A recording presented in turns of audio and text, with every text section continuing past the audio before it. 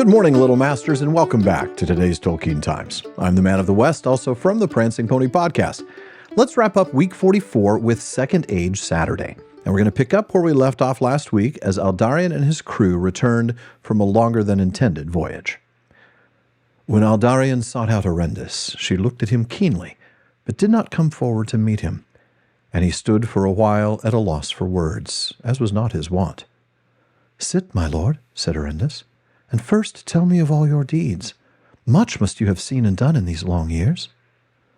Then Aldarion began haltingly, and she sat silent, listening, while he told all the tale of his trials and delays. And when he ended, she said, "I thank the Valar by whose grace you have returned at last. But I thank them also that I did not come with you, for I should have withered sooner than any green bough." "Your green bough did not go into the bitter cold by will," he answered. "But dismiss me now, if you will, and I think that men will not blame you.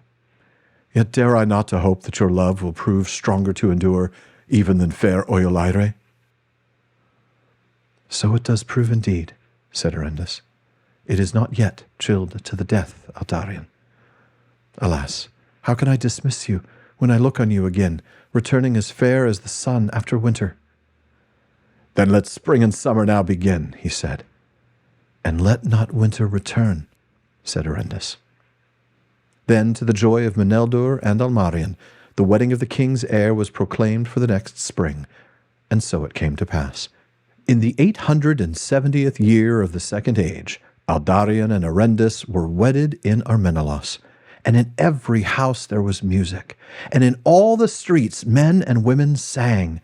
And afterwards the king's heir and his bride rode at their leisure through all the isle, until at midsummer they came to Andunier, where the last feast was prepared by Valandil its lord, and all the people of the Westlands were gathered there, for love of Erendis and pride that a queen of Númenor should come from among them. In the morning, before the feast, Aldarion gazed out from the window of the bedchamber, which looked west over sea. "See, Erendis," he cried, "there is a ship speeding to haven, and it is no ship of Númenor, but one such as neither you nor I shall ever set foot upon, even if we would."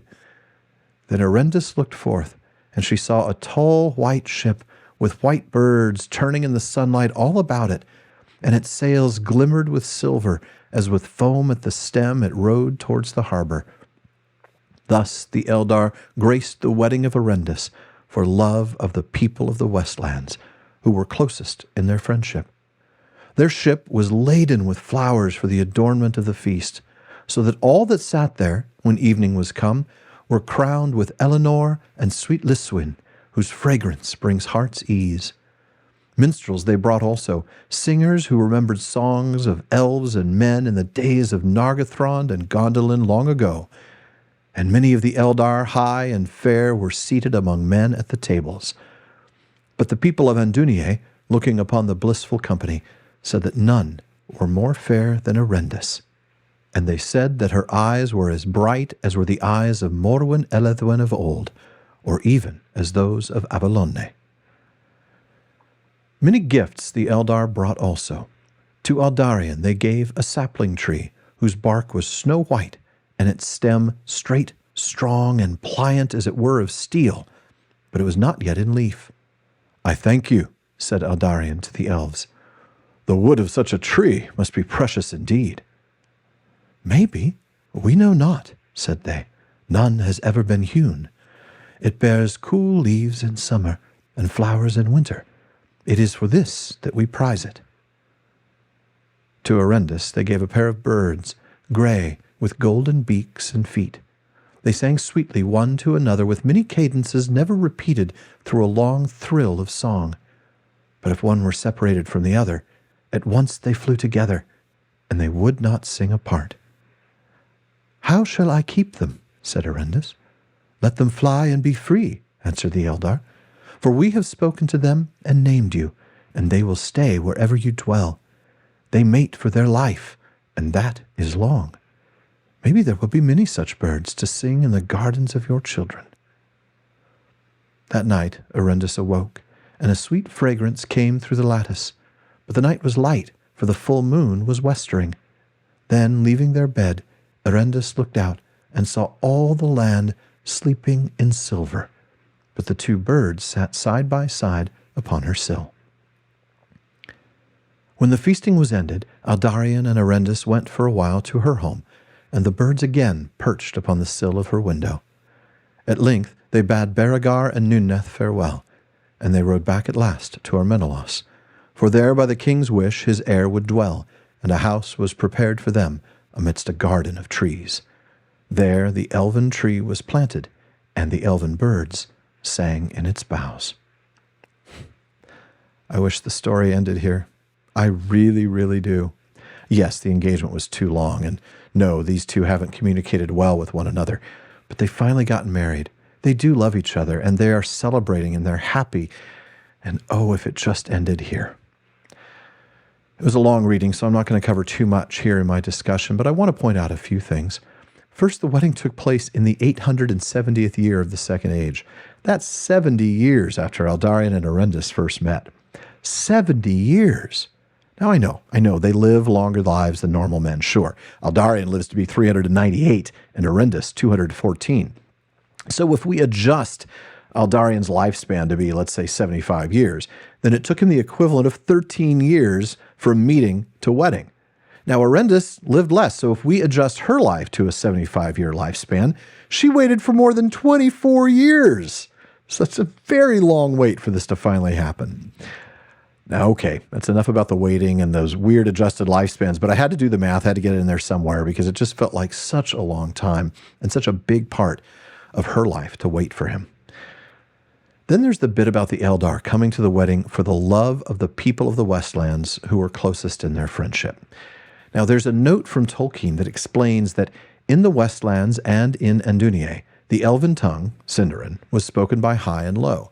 In that tongue, Erendis was nurtured, but Aldarion spoke the Númenórean speech, although as all high men of Númenor, he knew also the tongue of Beleriand. Now, Christopher Tolkien continues after that note, explaining that the general use of Sindarin in the northwest of the Isle was due to the fact that those parts were largely settled by people of Beorian descent, and the people of Beor had in Beleriand early abandoned their own speech and adopted Sindarin. Now, Christopher's note goes on to point out that Adunaic was the native language of Númenor, but nearly everyone knew at least a little Sindarin, until after Tar Atanamir, when the shadow fell on Númenor, and the king spoke against the ban of the Valar. Now, Christopher also explains in that note on Númenorian languages that he's just been telling us about, although Sindarin as used for a long period by mortal men tended to become divergent and dialectal, this process was largely checked in Númenor, at least among the nobles and the learned, by their contact with the Eldar of Eressëa and Lindon. Quenya was not a spoken tongue in Númenor. It was known only to the learned and to the families of high descent to whom it was taught in their early youth. Now, of course, it was still used in documents like the Annals of the Kings, as well as things like official place names and the names of all the members of the royal house. Now, that's already longer for a discussion than I wanted to go, but I have to at least mention the ship being laden with flowers. Lissuin, which we don't see anywhere else, comes from the Quenya word lise, which means sweet, and we'll talk about that in next week's Word Nerd Wednesday. Same with Eleanor. I'm going to read a footnote, though, on that and then add a thought or two. Eleanor was a small golden star-shaped flower. It grew also upon the mound of Cerain Amroth in Lothlorien. Sam Gamgee gave its name to his daughter on Frodo's suggestion. Now, one day I'll read that passage in the Grey Havens where Sam chooses the name Eleanor for his daughter, and I'll tell you the story of how that became my daughter's name as well. And we'll talk about the birds next week. For now, though, that does it for this week's Second Age Saturday. Thank you for joining me, and be sure to come back next week as the honeymoon comes to an end. Please visit patreon.com/TolkienTimes to learn how you can support the show, get an ad-free feed, join my content council, get a bonus episode every week, and more. And please, if you're watching this on YouTube, like and subscribe. Please follow or subscribe in your podcast apps and follow @TolkienTimes on social media. Finally, as Faramir says, go with the goodwill of all good men.